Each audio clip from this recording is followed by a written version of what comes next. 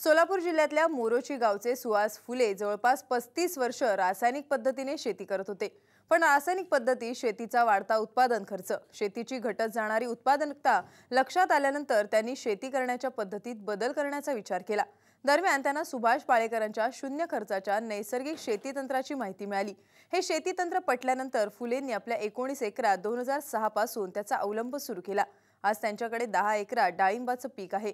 यापैकी 4 एकरातल्या 16 टन डाळिंबांची नुकतीच त्यांनी विक्रीही केली आहे। यापासून त्यांना 14,75,000 रुपयांचा निव्वळ नफा मिळालाय। यासाठी त्यांना केवळ 35 ते 40,000 रुपयांचा खर्च आलाय। रासायनिक खतं किंवा कीडनाशकांचा एकही फवारा न घेता केवळ जीवामृत, दशपर्णी, ताक यांच्या वापराने शेती नफ्यात आणता येते हे सुहास फुलेंनी दाखवून दिले। त्यांच्या नैसर्गिक डाळिंब शेतीची पाहणी करण्यासाठी आज आपण सोलापूर जिल्ह्यात मोरोची या गावी जाणार आहोत।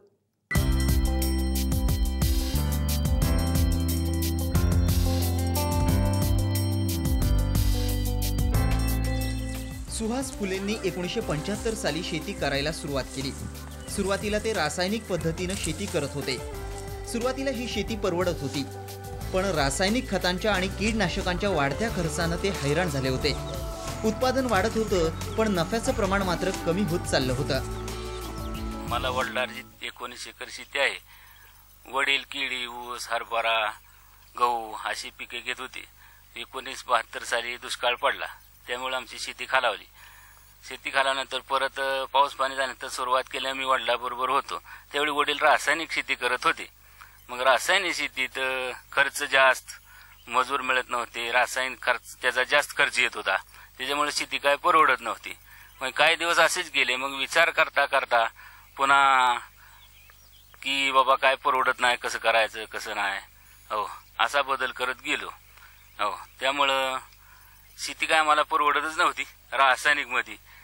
ऊस केळी असं पिकं घेतल्यानंतर काय काळ तसाच गेला। काळ गेल्यानंतर बाबा आता काय आपल्याला परवडत नाही असं आम्हाला वाटायला लागलं। मग काय परवडत नाही, मग काय करायचं। सुहास फुलेंनी अनेक वर्ष रासायनिक पद्धतीला पर्याय शोधण्याचा प्रयत्न केला, पण त्यांना ठोस पर्याय सापडत नव्हता। अशा वेळी त्यांना नैसर्गिक शेती तज्ञ सुभाष पाळेकरांच्या तंत्राविषयी माहिती मिळाली। गावातील लोक प्रल्हाद सोळी अशी म्हणले, बाबा जाऊ पाळेकरांच्या शिबिराला जाऊ, म्हणून आम्ही फलटणला पाळेकर सरांचं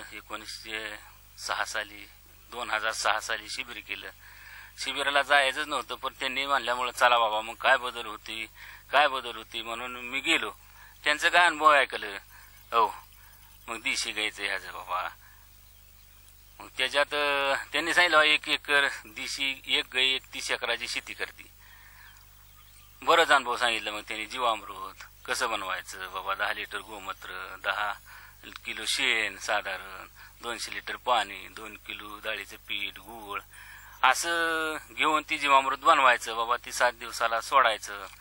मग कसं रासायनिक ह्याच्यात ड्रिपमधनं कसं सोडावं त्याचं सांगितलं बाबा। एक ड्रम घ्यायचा, त्या ड्रम मध्ये ती खाली दगड गोटं टाकून त्याच्यातनं काढायचं किंवा गाळून टाकायचं, किंवा असं बुडाला वतलं ड्रिप खाली चालते, पाट पाण्यातनं सोडलं तरी चालते। असं बरंच त्यांचा अनुभव ऐकल्यानंतर आम्ही बाबा सुरुवात केली शेती करायला। त्यात आम्हाला चांगला फायदा झाला। 2006 साली फुलेंनी सातारा जिल्ह्यातल्या फलटण इथं नैसर्गिक शेती तंत्राचे धडे गिरवले। त्यानंतर मात्र सुहास फुलेंनी ठाम राहून नैसर्गिक तंत्राचा काटेकोर अवलंब सुरू केला। त्यांच्या शेतीचं उत्पादन फारसं वाढलं नव्हतं, पण उत्पादन खर्च मात्र कमालीचा घटला होता। 2009 मध्ये त्यांनी 4 एकरांवर डाळिंबाची लागवड केली। आता माझ्याकडे 10 एकर डाळिंब आहे। या डाळिंब लागवडीच्या आधी त्यामध्ये शेतात ऊस होता। ऊसाचं पाचट तसंच रोटर करून पिशवी परता खड्डा खणून त्यात निमगाव नर्सरीतनं रोपं आणून आम्ही 10 बाय 12 वर काय, 16 बाय 12 वर काय अशी लागण केली। काय झिगझॅग पद्धत आहे 8 बाय 12 वर। आणि आता 4 एकर डाळिंब माझं मालावर आहे। ही सर्ग नैसर्गिक पद्धतीने केलेला आहे। जीवामृत, दशपर्णी ह्याच्यावरच आणलेला आहे, रासायनिकचा काय वापर केला नाही। आपली 19 एकर शेती करताना त्यांना रासायनिक पद्धतीनं वार्षिक सरासरी 30,000 रुपयांचा खर्च येत होता, पण नैसर्गिक पद्धतीनं खतांना जीवामृताचा आणि कीडनाशकांना दशपर्णी अर्काचा पर्याय मिळाला होता। तसंच पीक लागवड पद्धतीत बदल, आंतरपिकांचा वापर यामुळे उत्पन्नात वाढ झाल्याचं दिसून आलंय। जीवामृत वापरल्यापासून जमिनीत गांडुळीची संख्या वाढली, जमीन भुसभुशीत झाली, झाडांना पोत सुधारला, जमिनीचा पोत सुधारला, झाडं चांगल्या सतेज आहेत, ती तेजदार दिसतात. जीवामृताची फवारणी केल्यानंतर सुद्धा कीड रोग येत नाही आणि सतेज मध्ये झाडं दिसतात. सुहास फुले आपल्या डाळिंबाला दर 10 दिवसांनी एकरी 200 लिटर जीवामृत आणि 2 लिटर दशपर्णी अर्क फवारतात. त्याचा चांगला फायदा डाळिंबाची बाग निरोगी ठेवण्यात झालाय. पर्यायाने रासायनिक खतं आणि कीडनाशकांवरील खर्चात बचत झाली आहे. दशपर्णी करायसाठी 10 झाडाचा पाला, लिंबाचा पाला, कडुलिंबाचा, करंजाचा पाला, घाणेरी म्हणजे टणटणीचा पाला, शेवगा, सीताफळ, पेरू,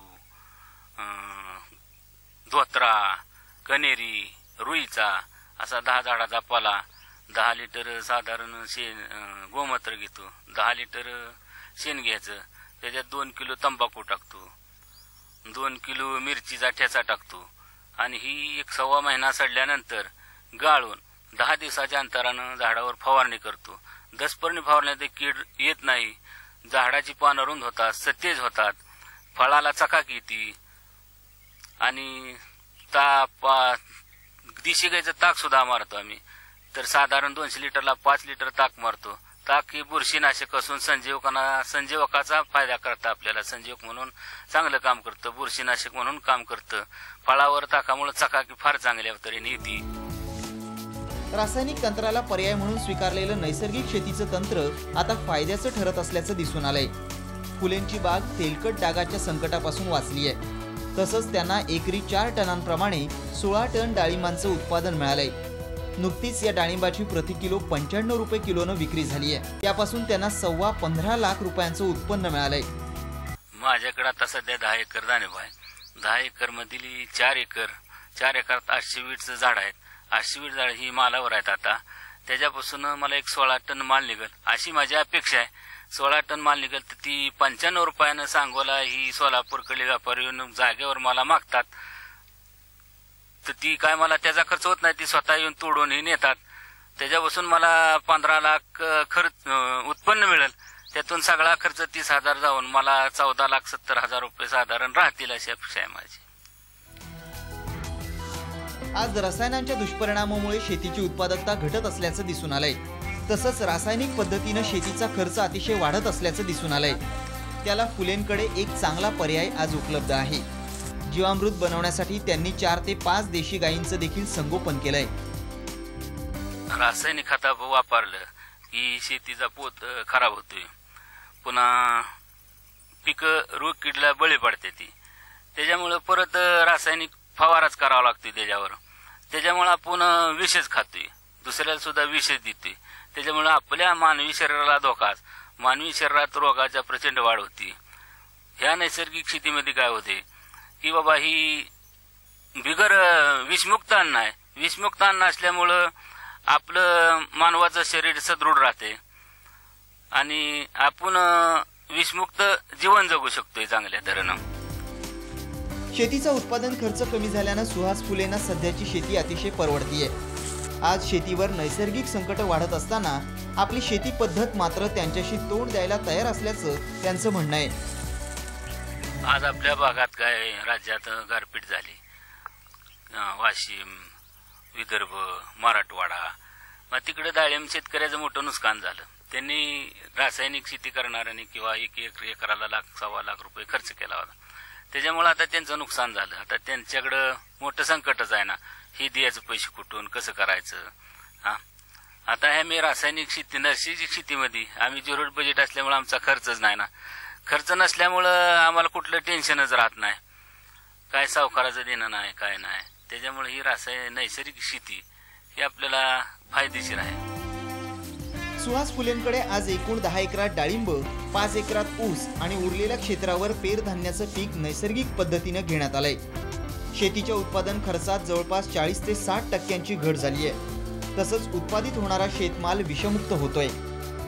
माझं शेतकरी बांधवांना असं सांगणं आहे की ही नैसर्गिक शेती आपण जर केली तर आपली जमीन आपल्या पुढच्या पिढीला चांगल्या तऱ्हेने देणार आहे. आपण मानवाला चांगलं शुद्ध शाश्वत अन्न देणार आहे, बिगर विषमुक्त अन्न देणार आहे. तर सगळ्यांनी नैसर्गिक शेती करावी अशी सर्वांना माझी अपेक्षा आहे, विनंती आहे. सुहास फुलेंचा अनुभव आज रासायनिक खतांच्या अतिवापरानं संकटात सापडलेल्या शेतकऱ्यांना नक्कीच मार्गदर्शक ठरणार आहे. सुभाष पाळेकरांनी महाराष्ट्रातल्या शेतकऱ्यांना कर्जमुक्त, विषमुक्त, तणावमुक्त, रोगराईमुक्त शेतीचा मूलमंत्र दिलाय. त्याचा अवलंब करणं काळाची गरज आहे. दीपक क्षीरसागर, साम टीव्ही, सोलापूर.